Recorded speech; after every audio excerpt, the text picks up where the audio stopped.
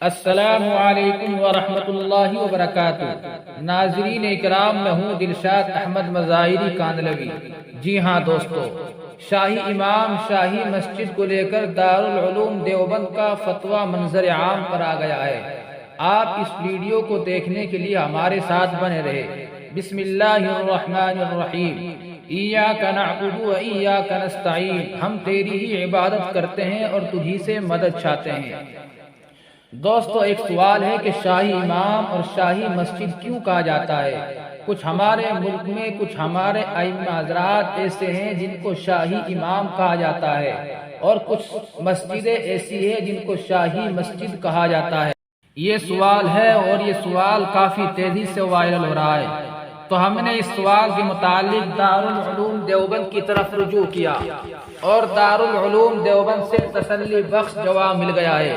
آپ اپنی اسکرین پر دیکھیے، جس میں لکھا ہوا ہے سوال: میں یہ جاننا چاہتا ہوں کہ مذہب اسلام میں شاہی امام اور شاہی مسجد کی کیا حقیقت ہے؟ مثال کے طور پر شاہی امام دہلی، شاہی امام پنجاب، شاہی امام لدھیانہ، شاہی امام ثانی پنجاب وغیرہ۔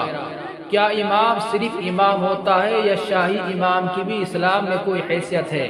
کچھ لوگ کہتے ہیں کہ شاہی امام کا مطلب شاہی خاندان سے ہے، چونکہ ان امام صاحب کا تعلق شاہی خاندان سے ہے، اس لیے ان کو شاہی امام کہا جاتا ہے، اور جو مسجد کسی بادشاہ نے بنوائی ہو اس کو شاہی مسجد کہتے ہیں۔ براہ کرم رہنمائی فرمائے کہ کیا کسی امام کو شاہی امام یا کسی مسجد خاص کو شاہی مسجد کا نام دیا جا سکتا ہے؟ دوستو، یہ سوال دارالافتاء دارالعلوم دیوبند سے کیا گیا ہے۔ ادھر سے تسلی بخش جو جواب آیا ہے وہ آپ اپنی اسکرین پر دیکھیے، جس میں لکھا ہوا ہے جواب: بسم اللہ الرحمن الرحیم۔ پرانے بادشاہوں کی تعمیر کردہ جو مسجد معروف ہے، ان کے امام کو بالعموم شاہی امام کہا جاتا ہے۔ اسی طرح بادشاہوں کی بنائی ہوئی بڑی بڑی مسجدیں بالعموم شاہی مسجد کے نام سے معروف ہے۔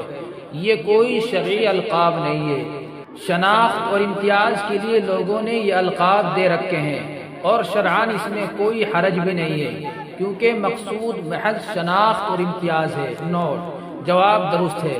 بعض شاہی امام وہ ہے جو شاہی دور سے نسلاً بعد نسل امام مقرر ہوتے چلے آ رہے ہیں، گویا ان کے آباء و اجداد کو بادشاہی وقت کی طرف سے امام مقرر کیا گیا تھا۔ اس تفصیل کے باوجود حکم وہی ہے جو اصل فتوے میں لکھا گیا ہے۔ واللہ تعالی اعلم۔ دارالافتاء دارالعلوم دیوبند۔ دوستو، شاہی امام اور شاہی مسجد کو لے کر جو دارالافتاء دارالعلوم دیوبند سے جو سوال کیا گیا تھا، وہاں سے تسلی بخش جواب آیا ہے۔ سوال بھی آپ کے سامنے پیش کر دیا گیا ہے اور جواب بھی آپ کے سامنے پیش کر دیا گیا ہے۔ امید ہے کہ آپ اچھی طرح سے سمجھ گئے ہوں گے۔